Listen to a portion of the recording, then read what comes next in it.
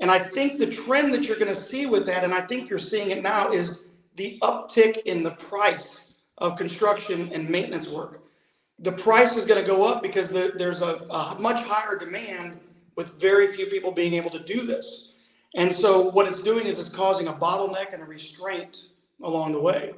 And so, like you had mentioned with Red Maples, we're trying to partner together where I focus the majority of my time on Red Maple stuff so we can focus on getting that time delay down where we don't have so much of a time delay waiting on construction workers, waiting on